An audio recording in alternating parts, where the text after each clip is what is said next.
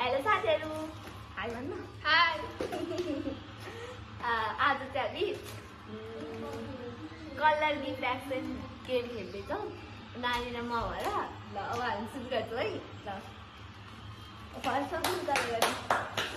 अनि त कुन कुन कुन कलर छ भन्ने पनि थाहा छैन, यत्तिकै खेल्ने भनेको कलर डिसाइड नि गर्छौ होइन, केही पनि गर्छ होइन। अब जस्तो हुन्छ त्यस्तै खेल्ने हुन्छ।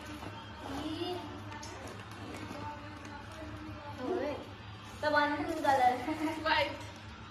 व्हाइट? ए फर्स्टमा व्हाइट हुन्न। ब्ल्याक। रेड। ब्ल्याक? रेड। ल ल ल रेड ल रेड। रेड हुन्छ। रेड ल हेर्न कस्तो आउट हेर ल। लुकै 1 2 3 यो रेड कलर मार्नु है यसलाई।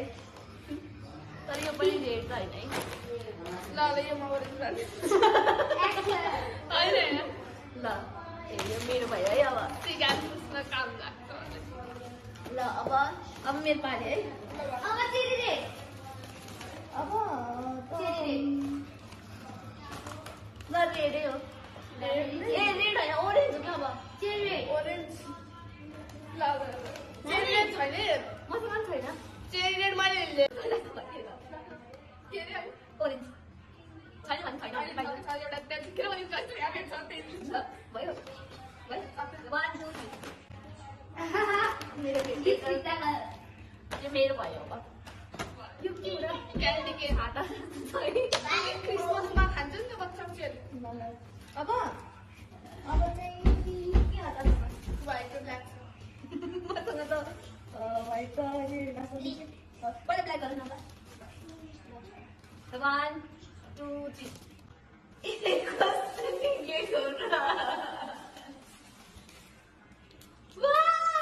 यो त कस्तो राम्रो। मैले टिका पनि सधैँ लाउँछु, त्यही भएर नानीले मैले टिका ल्याएन। म यो मन पर्यो।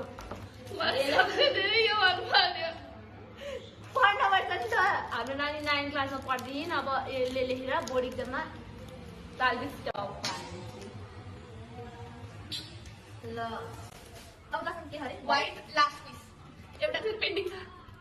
व्हाइट ल 1 2 3 गो। यो सबै